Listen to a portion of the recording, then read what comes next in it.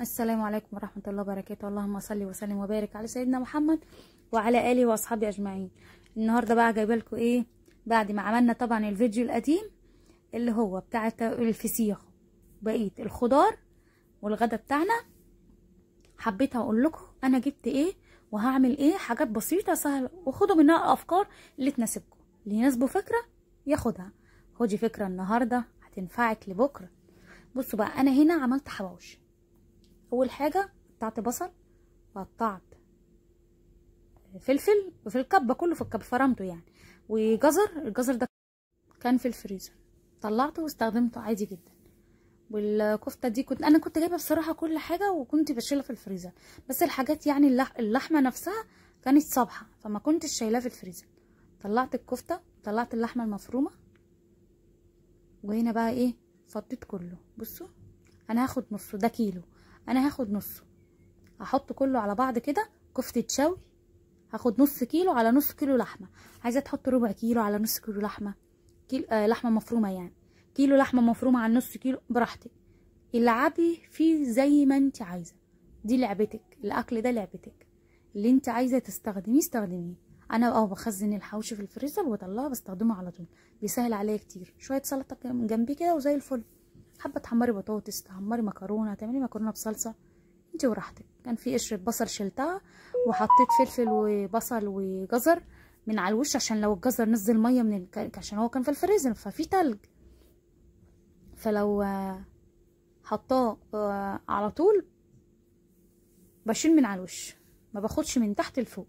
والفلفل برضو بشيل من على الوش، ما باخدش من تحت لفوق. الفلفل بينزل ميه مع انه فريش، مش بايت يعني ولا حاجه، ولا كان في الفريزر. والبصل بشرته، البصل القديم اللي كان عندي استخدمته بس، وتبلته كله مع بعض وعجنتهم. ما حبيتش اجيب لكم التفاصيل قوي، ان انا بحب اديكم افكار تنفذوها، تاخدوا منها فكره، تاخدوا منها لقطه. انا بس كل اللي انا حطيته، طبعا الكفته مبهره وكل حاجه، كفته شوي يعني الحوش هتعمليه بطعم ونكهه بره بالظبط. بس فربنا ييسر الحال يا رب ويحسن ايه ما بين ايديكم. انا هنا استخدمت ايه، اللهم صل وسلم وبارك على سيدنا محمد. استخدمت بهارات حبة صغيرين جدا يعني، وحبة ملح صغيرين، ومرقة دجاج لحمة. مرقة دجاج لحمة اللي هي السايبة.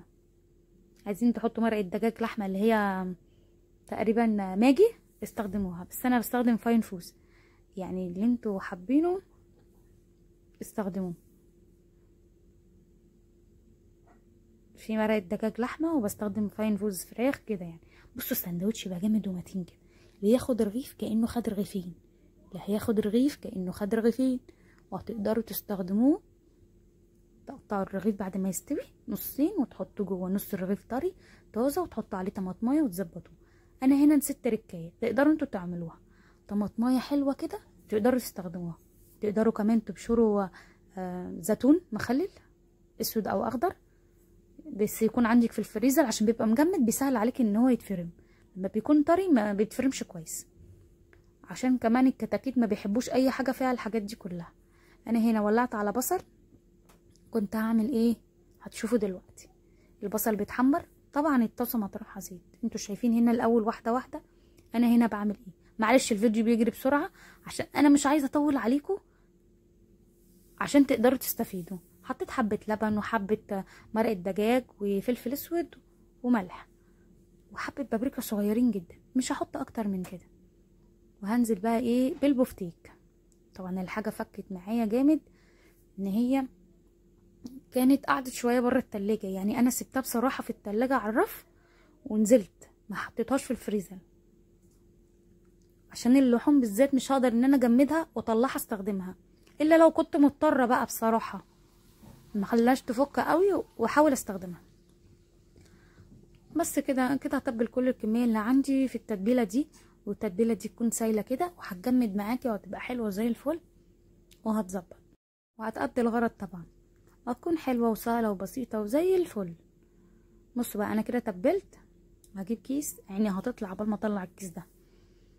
بصوا بقى انا هنا جبت الكيس وجيت احط فيه، قلت لا، رحت جايبه اطباق، عارفين الاطباق دي، دخلتها جوه كيس واستخدمتها كده بالشكل ده. وكانت في منتهى الجمال وحلوة جدا، وهتكون زي الفل معاكي تمام ومية مية وعشرة على عشرة. جربي الفكرة دي واستخدميها كده.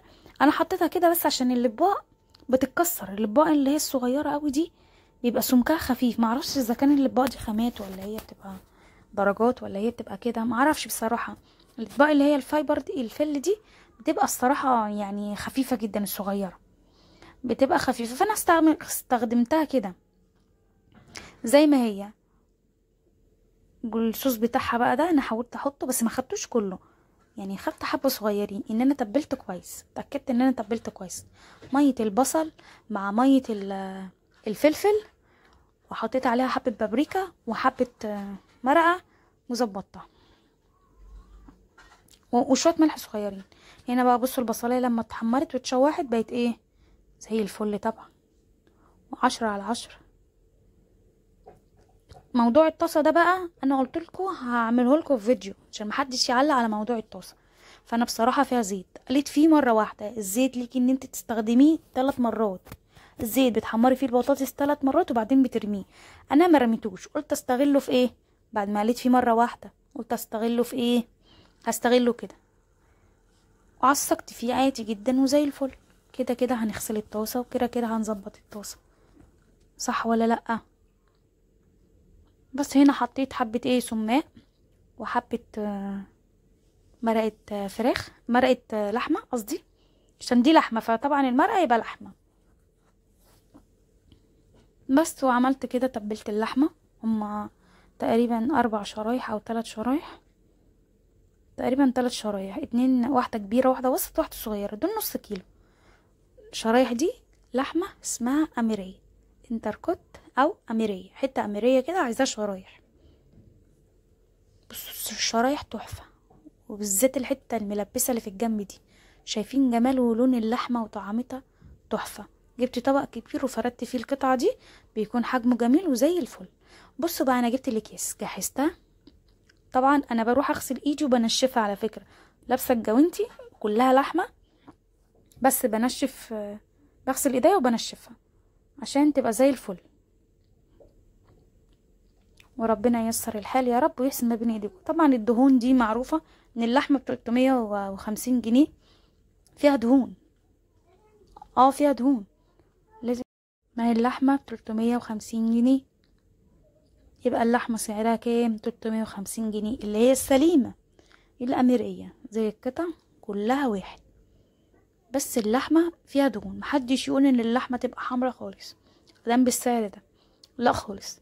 لحمة سعرها 350 جنيه، وانا بشيل اي حتة مش عجباني بالمقص.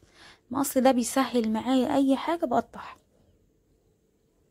بصوا بقى هنا انا جبت الاكياس تانية وقلت ايه هقسمها تانية، حسيت ان الكيس كبير هسلق كيسين لو حد جالي او انا محتاجة اعمل كمية اكبر مفيش مشكلة.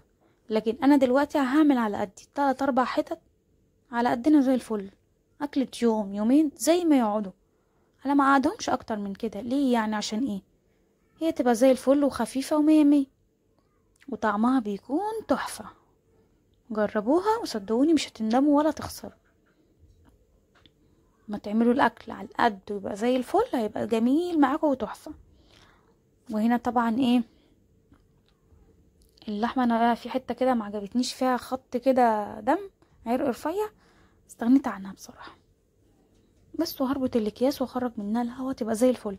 الاكياس ما بتشيلش معايا مكان خالص، اللحمه مش متبله ولا فيها اي حاجه. بس انا دلوقتي عايزه اعمل ايه، عايزه اظبطها. اللحمه انا جبت كميتي اللي انا محتاجاها، الكيلو 350 برضو زيها نفس الاميريه، هي كلها حته اميريه وقطعها لي. بيقول لي قطعها لي كلها شرايح، قلت له لا انا عايزاها كلها ايه مكعبات، بتبقى اسهل يعني. وبعدين في الاكل الخضار عايز المكعبات، انا ممكن اجيبها حته واحده واقطعها انا مع نفسي في البيت، بس هو بقى سكنته حاميه جزار وكده يعني. اللحمه سعرها حلو وجميل وزي الفل، لكن انا لما بجيب اللحمه عامه انا مش بجيب اللحمه بالسعر ده، انا بجيبها سعر تاني خالص. فانا لقيتها سعرها حلو مناسب وزي الفل، قلت ايه اغير يعني.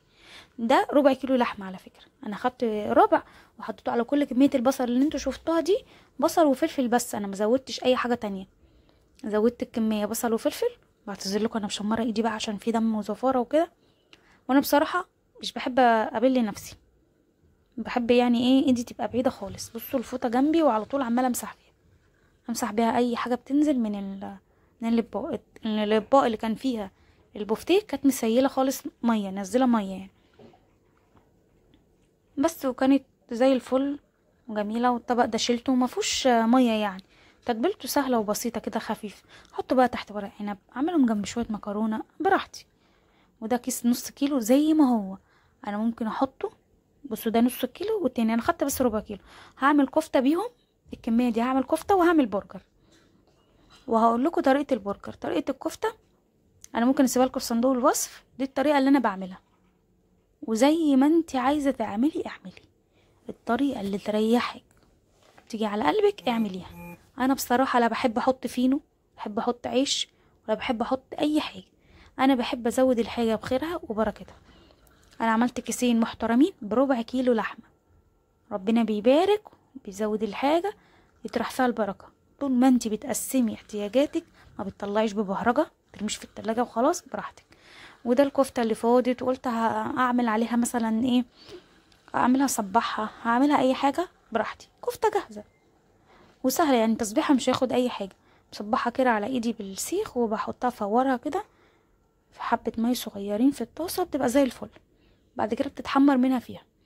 دي البرجر اللي بقولكوا عليها اللي ممكن تعملوها، ولو حابين طريقتها مفيش مشكله ممكن انزلها لكم. طريقه سهله وبسيطه وزي الفل. ودي كل